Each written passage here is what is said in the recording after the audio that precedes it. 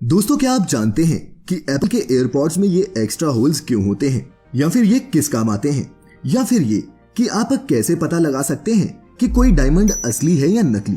अच्छा, ये तो जानते होंगे कि बिना मशक्कत के केचप की बोतल से आखिरी बूंद तक केचप निकालने का हैक क्या है। अगर नहीं जानते इन सवालों के जवाब तो बने रहिएगा अगले कुछ मिनटों के लिए, क्योंकि इनके अलावा और भी इंफॉर्मेटिव और इनक्रेडिबल इंफॉर्मेशन से होने वाले हैं आप फैक्टिफाई। तो बांध लीजिए अपनी अपनी कमर पेटियां, बिना एक भी पल और गवाए शुरू करते हैं आज का ये कमाल का सफर। Factified, facts on your face. Fact number 1। दोस्तों, अगर आपने एप्पल के एयरपॉड्स को गौर से देखा है तो आप जानते होंगे कि इन एयरफोन्स की बॉडी पर स्टीरियो के अलावा कुछ एक्स्ट्रा होल्स भी होते हैं। लेकिन क्या आप जानते हैं कि ये होल्स किस काम आते हैं? नहीं दोस्तों, ये साउंड ट्रांसमिट करने के काम नहीं आते। ये होल्स तो बने होते हैं एयर सर्कुलेट करने के लिए। अब आप पूछेंगे कि एयर सर्कुलेशन का क्या फंडा है? तो दोस्तों बता दूं कि इन एयरपॉड्स में एक कोन और इलेक्ट्रोमैग्नेट की मदद से छोटे छोटे स्पीकर्स वाइब्रेट करते हैं, जिसकी वजह से ही ये इतनी अच्छी साउंड प्रोड्यूस करते हैं। इन वाइब्रेशंस की वजह से एयरपॉड्स के अंदर एयर प्रेशर जनरेट होता है और इसी के चलते एयर सर्कुलेशन अच्छी साउंड क्वालिटी के लिए बहुत क्रूशियल बन जाती है। दोस्तों, ये होल्स एक वेंट की तरह काम करते हैं जो एयरफोन के अंदर और बाहर के प्रेशर को बैलेंस करते हैं, और रिजल्ट में मिलता है एक इमर्सिव साउंड एक्सपीरियंस, जिसके लिए आपको अपनी जेब कुछ ज्यादा ही ढीली करनी पड़ती है। अगर आपको याद होगा तो मैंने आपको एक पिछले एपिसोड में बताया था कि एप्पल अपने मुनाफे का एक बड़ा हिस्सा अपनी एक्सेसरीज बेचकर ही कमाता है। जो लोग एप्पल के मुरीद नहीं हैं, उन्हें शायद जानकर हैरानी होगी कि एप्पल कंपनी के एयरफोन्स, जिन्हें एयरपॉड्स कहा जाता है, मार्केट में 12 से 25 हजार रुपए के बीच बिकते हैं। Fact number 2। दोस्तों, डायमंड्स हर एक लेडी का या तो सपना होता है या फिर सबसे अजीज पोजेशन। लेकिन क्या आप जानते हैं कि अगर कोई डायमंड नकली हो तो उसे कैसे पहचाने? अगर नहीं जानते तो बता दूं कि वैसे तो डायमंड की क्वालिटी और प्योरिटी को एक जानकार जौहरी ही परख सकता है, लेकिन फिर भी ऐसी कुछ टेक्निक्स हैं जिनसे आप खुद भी अंदाजा लगा सकते हैं कि कोई डायमंड नकली तो नहीं। सबसे पहला टेस्ट है सिंपल फॉग टेस्ट। हीरे को अपने मुंह के पास लाएं और एक गर्म सांस इस पर छोड़ें। अगर ये असली डायमंड होगा तो इस पर कंडेंसेशन नहीं होगी, क्योंकि डायमंड के सरफेस पर ये स्टिक नहीं करती। एक दूसरा सिंपल टेस्ट है वाटर टेस्ट। एक ग्लास में पानी लीजिए और उसमें अपने डायमंड को डाल दीजिए। एक असली हीरा अपनी हाई डेंसिटी के चलते पानी में डूब जाना चाहिए। अगर तैर रहा हो तो होशियार, वो फेक डायमंड भी हो सकता है। और दोस्तों, ये जानने का तीसरा तरीका है एक मैग्नीफाइंग ग्लास की मदद से, जो अक्सर आपने जौहरियों को इस्तेमाल करते हुए देखा होगा। दरअसल अगर आपको जूम करके देखने पर डायमंड के अंदर की बनावट एकदम परफेक्ट दिखे बिना किसी भी इम्परफेक्शन के, तो बहुत चांसेस है कि वो डायमंड भी फेक है, क्योंकि अधिकतर डायमंड्स में इक्का दुक्का इम्परफेक्शंस नजर आ ही जाती हैं, जिन्हें इंक्लूजन्स कहा जाता है। हाँ, एकदम परफेक्ट कुछ फ्लॉलेस डायमंड्स भी इस दुनिया में हैं, लेकिन वो या तो लैब में तैयार किए गए हैं या फिर इतने महंगे हैं कि आप शायद उन्हें कभी खरीद भी ना पाए। Fact number 3। दोस्तों, केचप की इस हरी और लाल बोतल से पूरा हिंदुस्तान वाकिफ है, और वाकिफ है इसके खत्म होते होते इसे बोतल से निकालने की मशक्कत से भी। लेकिन अगर आप भी पहलवानों की तरह इसके बॉटम पर मार मार के इसे निकालने की जद्दोजहद में लगे रहते हैं, तो इस फैक्ट को जानने के बाद आपकी जिंदगी हमेशा के लिए बदलने वाली है। दोस्तों, केचप को बोतल से निकालने की सिंपल टेक्निक है इसकी बोतल को अपनी प्लेट पर टेढ़ा करना और इसके नेक पर जो बेंड है उसके ऊपर हल्के से मारना। इससे आप सॉस कितनी चाहिए उसे तो कंट्रोल कर ही पाएंगे, साथ ही बोतल से आखिरी बूंद तक केचप को भी निकाल पाएंगे। हाइंस केचप की बोतल पर आपको एक 57 नंबर छपा हुआ दिखेगा। वैसे तो ये नंबर सिर्फ इस केचप के निर्माता का लकी नंबर था, तो उसने इसे हर बोतल पर छाप दिया। लेकिन इसकी स्पेसिफिक लोकेशन पर गौर करेंगे तो ये नेक के ठीक ऊपर उसी जगह पर है जहां हल्का हल्का मारकर केचप को आप अपनी जरूरत के हिसाब से बोतल से निकाल सकते हैं। Fact number 4।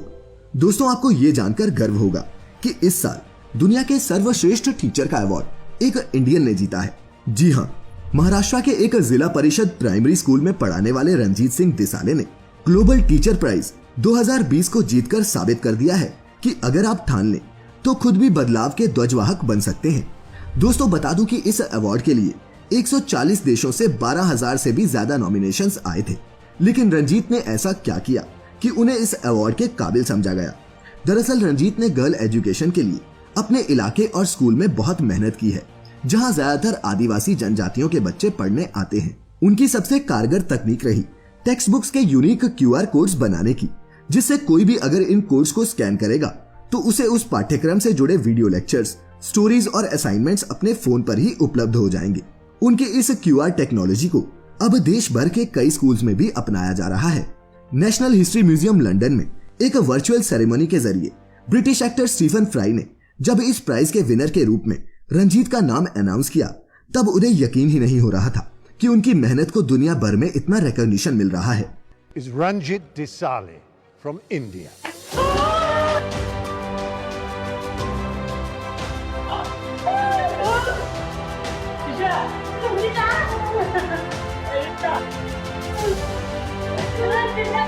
यही नहीं, रंजीत दिसाले ने यह भी फैसला किया कि वो उन्हें मिलने वाली 7 करोड़ रुपए की प्राइज मनी से 3.5 करोड़ रुपए इस अवार्ड के बाकी फाइनलिस्ट में बांटेंगे, ताकि जो भी अच्छा काम कर रहे हैं उन्हें मदद मिल सके। Yes. I have planned, as I told you, the 50% will be equally shared with my fellow teachers, and I will be sharing that 50%.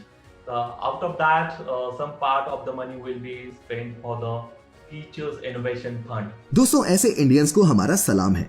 आप रंजीत के बारे में क्या सोचते हैं? नीचे कमेंट्स में हमें जरूर बताइएगा। Fact number 5। दोस्तों, आपने बड़े बड़े होटल्स और बिल्डिंग्स में देखा होगा कि ज्यादातर डोर हैंडल्स ब्रंज यानी कि पीतल के बने होते हैं, लेकिन क्या आप जानते हैं कि पीतल के डोर नॉब्स को इस्तेमाल करने के पीछे भी साइंस है?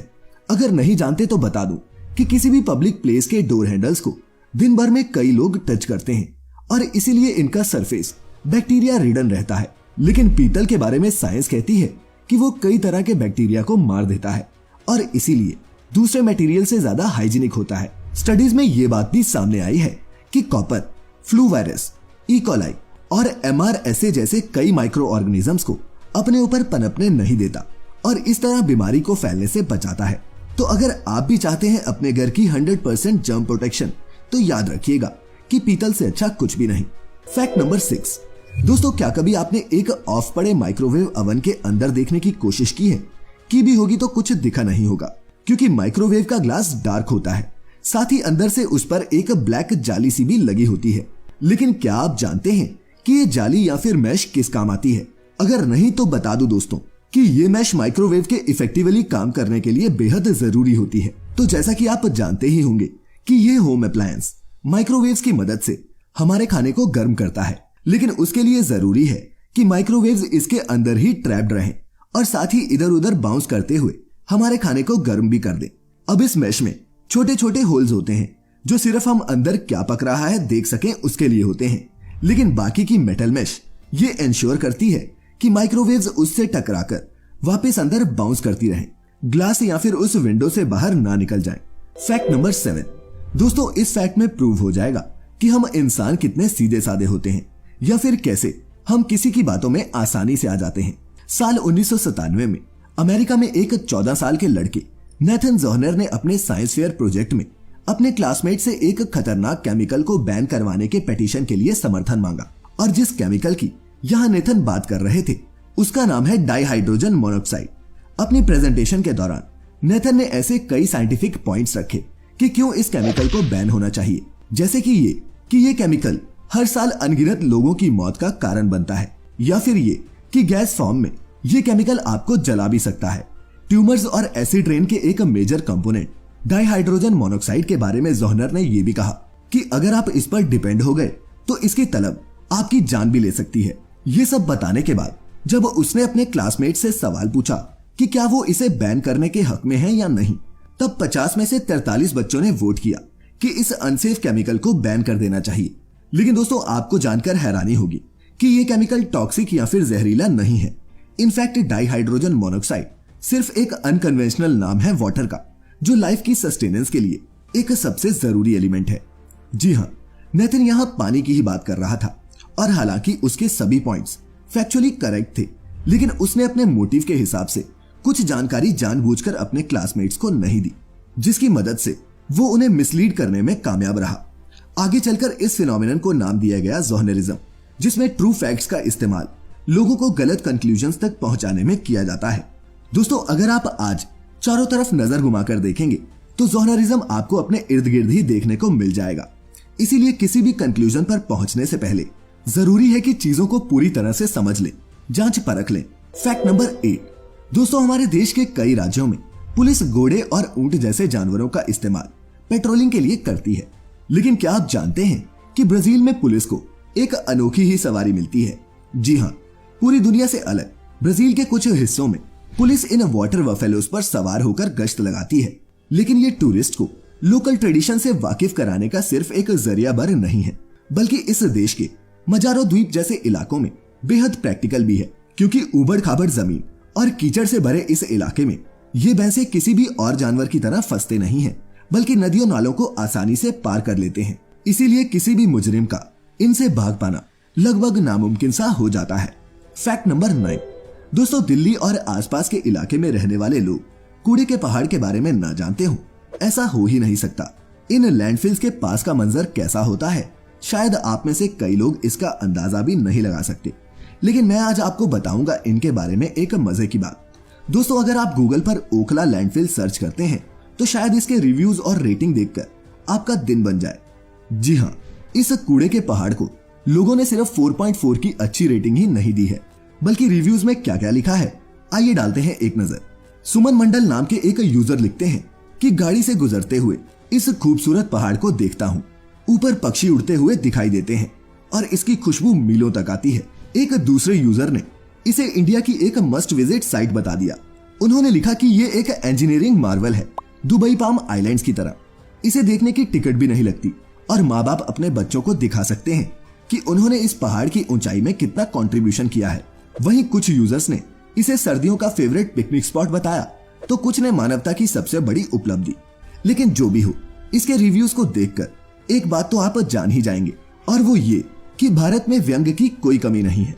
और दोस्तों, फैक्ट्स में पता ही नहीं चला कि कब समय हो गया है योर ओन फैक्ट का। और आज का योर ओन फैक्ट हमें भेजा है मनीष कुमार जी ने। मनीष लिखते हैं कि क्या आप जानते हैं कि दुनिया में सबसे डार्केस्ट मटेरियल कौन सा है? अगर नहीं जानते तो इसे देखिए। इसे कहते हैं वेंटा ब्लैक, जो अपने ऊपर गिरने वाली 99.96% लाइट को एब्जॉर्ब कर लेता है। साथ ही वो आगे बताते हैं कि हाल ही में BMW ने वेंटा ब्लैक कलर में अपनी X6 कार को लॉन्च किया था, जिससे उनकी स्पेशल एडिशन कार ने दुनिया की डार्केस्ट कार होने का खिताब अपने नाम किया है। दोस्तों, सितंबर 2019 के फ्रैंकफर्ट मोटर शो में अनवेल हुई ये कमाल की कार दुनिया की वो पहली कार है जिस पर Vantablack nano structure paint किया गया है। और इस कार को BMW ने वेंटा ब्लैक टेक्नोलॉजी के इन्वेंटर सारे नैनो सिस्टम्स के साथ मिलकर तैयार किया है। तो क्या आप भी चाहेंगे अपनी कार को ऐसा पेंट करना? नीचे कमेंट्स में मुझे बताना और साथ ही शेयर करना अपनी incredible knowledge your own fact के जरिए। मिलेंगे अब अगले हफ्ते एक और फैक्टिफाइंग सफर पर। तब तक के लिए अपना ख्याल रखें, खुश रहें और वीडियो अंत तक देखने के लिए आप सभी का बहुत बहुत शुक्रिया।